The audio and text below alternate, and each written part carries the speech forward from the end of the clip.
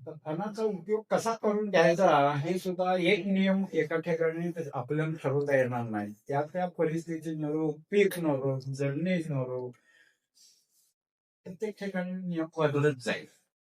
फळबागेसाठी नियम जवळ अंतरावरच्या धान्यांकडे पिकासाठी लागणार नाही. परंतु मग तणाचे फायदे काय होऊ शकतात त्याच्याबद्दल थोडंसं की तण आता काय झालंय, आपण ज्या ठिकाणी चर्चेला बसलोय मराठवाड्यात, त्या ठिकाणी एकेका लोकांना प्रचंड मोठं जमिनीचं क्षेत्र आहे.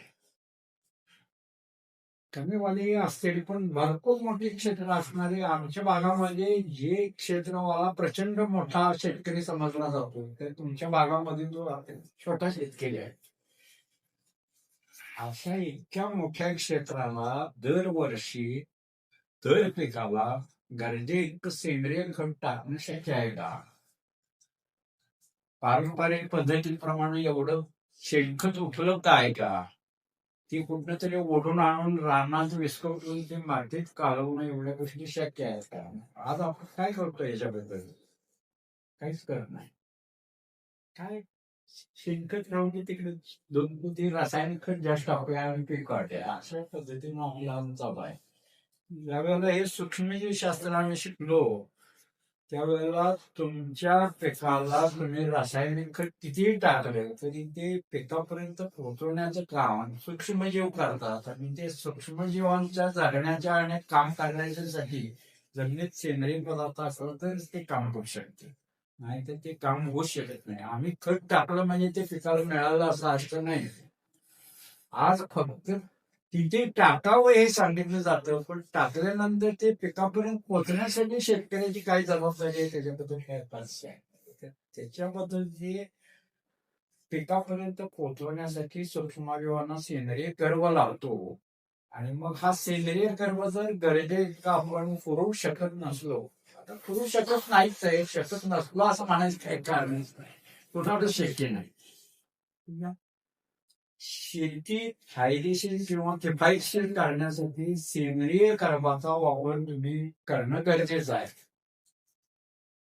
मग आजपर्यंत पारंपरिक पद्धतीमध्ये आपण काय करत आहोत, तर शेणखत आणि कंपोस्टच्या वापरावर आपली जमिनीची सेंद्रिय कर्माच्या व्यवस्थापनाचं सगळं अवलंबित 100% सेंद्रिय कर्माच्या वापर शेणखतावर आणि कंपोस्टवरच ठेवलं.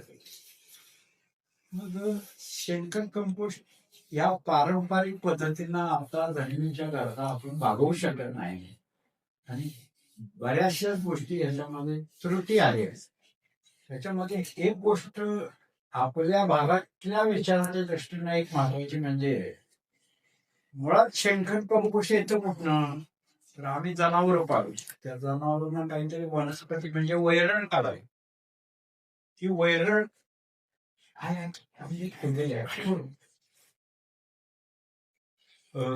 वैरण काढतो, वैरण म्हणजे कुठली वनस्पती लागतो, ते जनावर त्या वनस्पतीतले आपल्याला लागणारे घटक बाजूला काढतात, राहिले तुम्हाला शेण आणि मूत्राचं काम परत देतात, त्याच्यावर आपण सेंद्रिय खत तयार.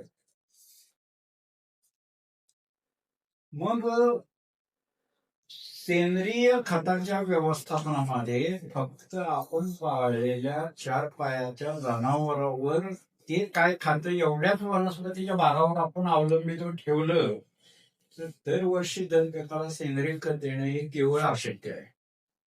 मग याच्यावर काहीतरी दुसरा सोपा, सुलभ आणि स्वस्त मार्ग काढला पाहिजे.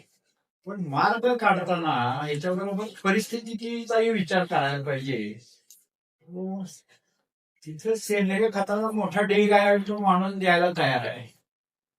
ओढून रानात टाकायला यंत्रबळ, मनुष्यबळ हे सगळं ते रानात कालू नये. मला पैसे पाहिजे, यंत्र पाहिजे, मनुष्यबळ पाहिजे, वेळ पाहिजे, कष्ट पाहिजे, हे सगळं घडवणं अवघड गोष्ट आहे. शक्यतो आपण काय करायचं की तिच्याच पुढे आम्ही असं ठरवलं की ह्या पुढे गोष्टी या दिवशी दिवस अवघडच होत जाणार आहेत सगळ्या गोष्टी.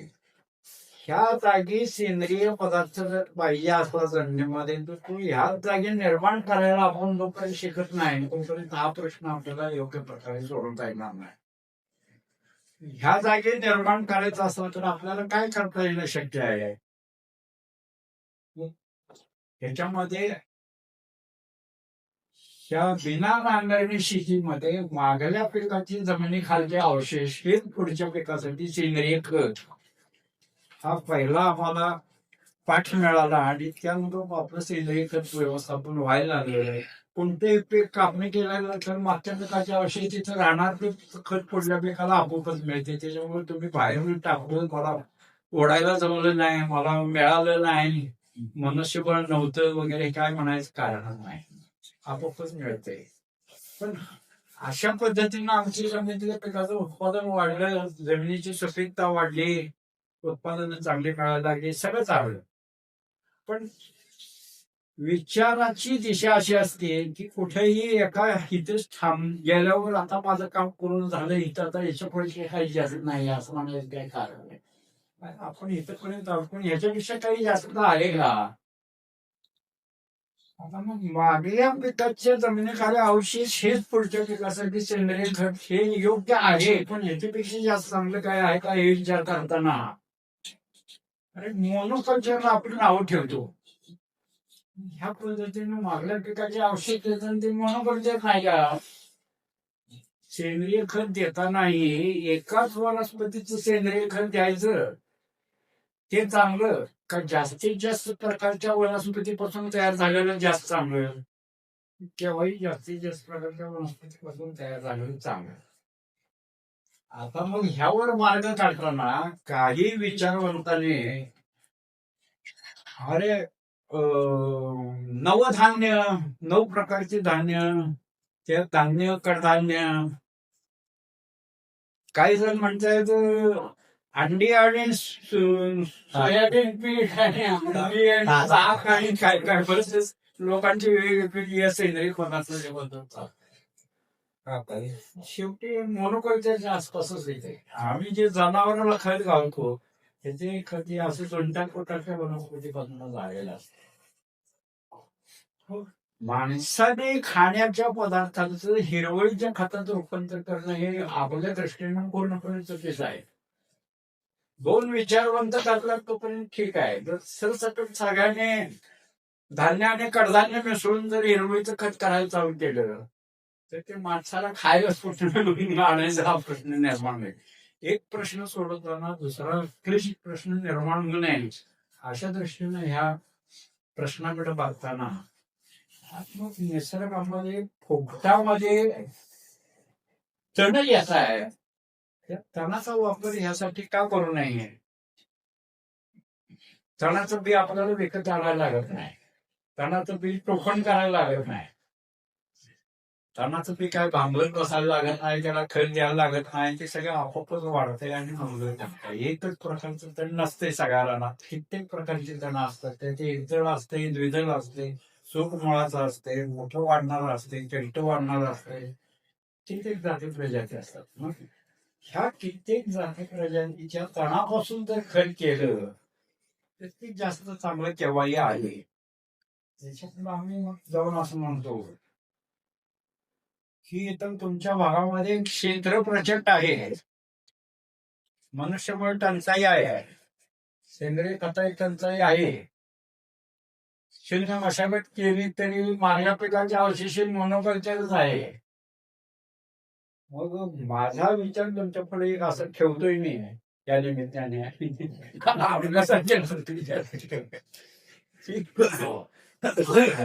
मला 60-70 एकर 100 एकर जमीन आहे,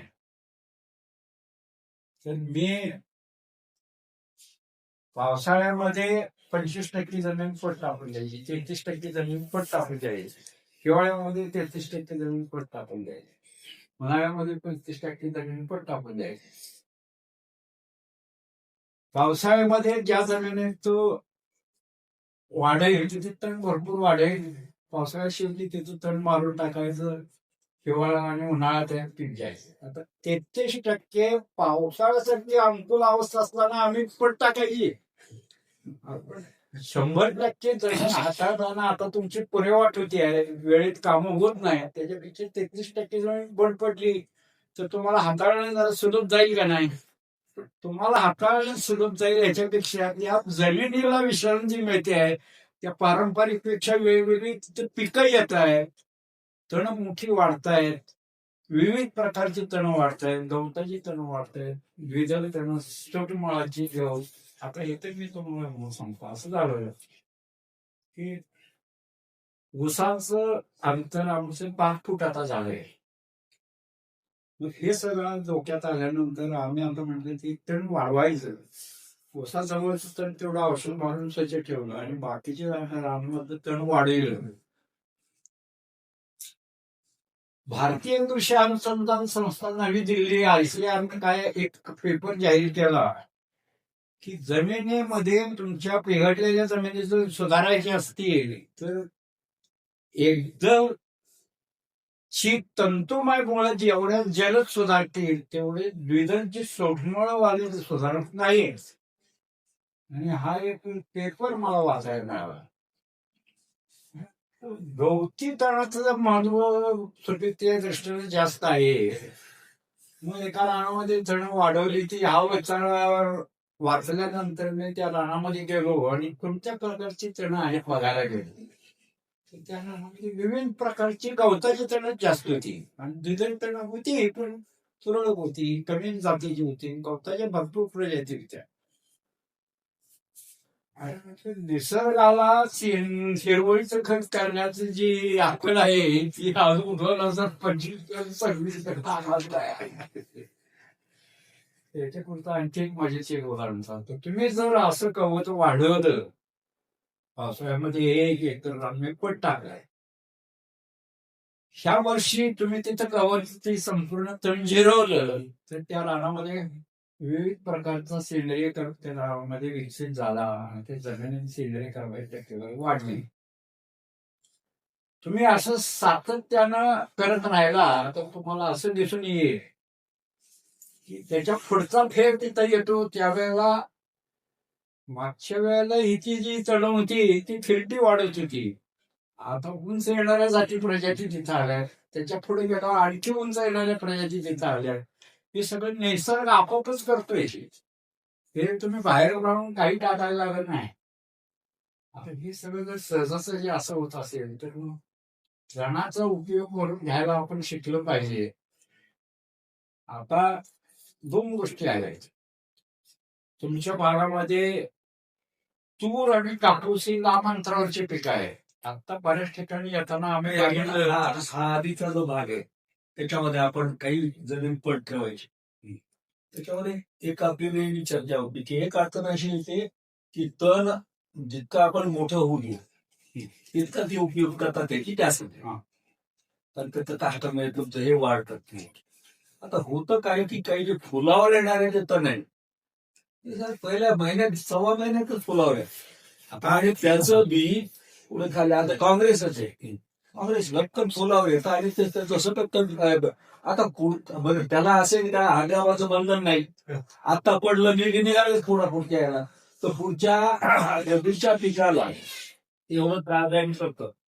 बरं त्याला मारून टाका तर त्याच्याबरोबर हे सगळं तण मरून झालं. याला काही सगळं हे सापडलं, याला काही मार्ग सापडला. हा आले का लक्षात मी काय म्हटलं? हो हो, हा एक मोठा प्रश्न आहे. पण मार्ग तिथेच असतो त्याचा थोडा आपण विचार करूया की बाबा अशी परिस्थिती असणारच आहे. काही जण लवकर फुले येणार, लवकर बी येणार, काही जण खूप उशिराने मोठी होऊन त्याला बी येणार. मग हे व्यवस्थापन कसं करायचं? आता आपण पहिली गोष्ट आहे हे बिना नांगरणी शेती करायची आहे, नांगरायचं नाही. बी पडलं भरपूर, काही तणांचं पडेल, काही तणाचं आपल्याला बी यायच्या अगोदर संपवता येईल. सगळंच काय एका वेळी संपवता येणार नाही. मग ते काय होईल सांगतो आपल्याला की पूर्वी आपण फक्त हातानंच निंदणे आणि कोळपणी करू शकत होतो. याच्यापेक्षा तण नियंत्रणाचा दुसरा मार्ग नव्हता. त्यावेळेला तुम्हाला हा नियम अतिशय योग्य होता. तणांचं बी भयानक जर पडलं आणि तुम्ही जमीन नांगरली ते जमीन तुम्ही हलवली की परत नवीन तणाची शेज येते. जमीन परत हलवली ती काढून उपटून टाकली ती हल्ल्यामुळे खालच्या नवीन तणाला परत वाव मिळतोय आणि ती वाढते. आणि ती परत माणसाने बांगलायची म्हणजे एखाद्या वर्षी काही कारणानं जर तण नियंत्रण व्यवस्थित नाही झालं तर त्या शेतकऱ्याला त्या रानामध्ये 10 वर्ष डोक्याला ताप होतोय आणि ती उगवतच सतत राहतात. एकदा त्याची उगवण क्षमता प्रचंड टेकाऊ आहे. रान हलवलं तसं खालून तर वर येतंय. आता काय झालंय सांगतो की जास्त बी पडलं तर मला त्रास होईल हे म्हणायचं का आता कारण नाही. तणनाशक प्रत्येक पिकाबद्दल आणि वेगवेगळ्या परिस्थितीबद्दल इतकी चांगली चांगली तणनाशक आहे की असं रोज टाकल्यासारखं तणाचं बी जरी पडले तरी एक फवारा असा केला तर उभ्या पिकात रब्बी पिकात कमी आहे. म्हणजे हरभऱ्यामध्ये जर फार्मसी निघालं तर त्याला कुठं किटीत नसतं काय त्याला कोळपावं लागतं तर कोळपावंच लागतं. हरभऱ्यात अजून तेवढं चांगलं करणं गोल हरभऱ्याचा तुम्ही सांगा नाही. नाही, हरभऱ्यामध्ये शिफारस प्लस नाहीये. आता काही शेतकरी प्रयोग करतात. चालायला लागले तर. गोलचे पेंडमिथ्रिन चालले ना. नाही पेंडामेंथलिन चालेल, पेंडामेंथलिन चालेल हरभऱ्याला, पण बाकी शिफारसीत नाही. पेंडामेथील प्री इमर्जन्स झालं. Pre-emergence. पोस्ट इमर्जन्सला काय करायचं? पोस्ट इमर्जन्स नाहीये. पोस्ट नंतर रिटर्न. पण एक तुम्ही म्हणता तो भाग आहे निश्चित की जमीन कमीत कमी हलवली हा. पण ते वरती पडलेलं बी आहे ना ते तितकं पटकन निघत नाही. ते पण ते निघतंच एका तरी. वेळी जास्त तण उगवत वरचेवर उगवत नाही ते जसं उगवण्यापूर्वी आता आपला सोयाबीन आहे. सोयाबीन पडलं याच्यामध्ये मग पाऊस जरी पडला तरी जोपर्यंत जमीन आपण हलवत नाही तोपर्यंत ते सोयाबीन नाही उगवायला खालचं बी आहे ना वरती येतं. हा. केल्यानंतर हा. खालचं बी वरती येतं. नाही किंवा त्याला कम्फर्टेबल परिस्थिती मिळते. एकदा त्याला जमिनीशी त्याला हे झाला त्याचा व्यवस्थित संपर्क काही बी खाली गेलं थोडं की ते निघतं पण वर पडलेलं बी नाही निघत. ह्याला काय आहे की त्या बियाच्या भोवती त्याला उगवणचे काही 4, 5, 6 दिवस आहेत ते परत तो ओलावा परिस्थिती टिकून राहिला आणि तो अंकुर आलेला जमिनीमध्ये वरून पाण्याला जोपर्यंत पोचत नाही तोपर्यंत ही परिस्थिती राहणारच आहे. ते उगवणारच नाही. ते थोडासा अंकुर सोडतोय तोपर्यंत पाऊस गेला आणि वरून ऊन पडलं त्याच्या भोवतीचा ओलावा ते अंकुर वाढूनच जाईल. किंवा आज पाऊस हा पडणार जास्त उद्या उठायला तसं याला डॉर्मन्सी नाही सोयाबीनला. हा. तसं या काँग्रेसलाही डॉर्मन्सी नाहीये. आता काय दुसरं सांगतो आपल्याला की एक प्रश्न होता सोडवताना काही प्रश्न हे निर्माण निसर्गात होतच असतात. काँग्रेसला वेळेत नियंत्रण करणं गरजेचं आहे. आता ह्यांचा विषय कसा आहे की पाऊस पडतोय आम्ही तणनाशक मारून ते नियंत्रणात आणू शकत नाही. औषधं आहेत आमच्याकडे पण ते मारूही शकत नाही. वाढू द्यायचं योग्य वेळेत त्याच्यावर ब्रश कटर मारायचा कुठे तणनाशक मारायचं आणि वेगवेगळे मार्ग आहेत ते कुठं कुठला वापरावा हे थोडंसं अभ्यासानं ठरवावं लागेल. सगळा एकच नियम काय सगळीकडे लागू होणार नाही. सगळ्या पिकात लागू होणार बागांमध्ये तर ब्रश कटरचं चांगलं नाही, फळबागांसाठी ना ब्रश कटर ठीक आहे. तुरीमध्ये फळबाग हरभऱ्यामध्ये काय करायचं? नाही, ते नाही. कमी स्पेसिफिक नाही साऱ्याच पिकाला नाही मोसमीसाठी सांगतो. जिथं आहे शक्य होतं. हा जिथं शक्य आहे ते. नाही नाही जिथं जिथं शक्य फळबागाला शक्य येतं ना होतं. आणि ब्रश कटर कापसामध्ये दूध आता माझ्याकडे मी 4 वर्षापासून करतो ना ब्रश कटरचा वापर करतो. एवढं तण होत येतोय ब्रश आणि कटरला रोड पूर्ण जमीन पूर्ण झाकली जाते. आणि जिथं जास्त काँग्रेस आहे तिथं मोसंबीची क्वालिटी चांगली आहे. मल्चर होतं आणि आम्ही काहीच करत नाही तर काय झालं रान फाटतं असं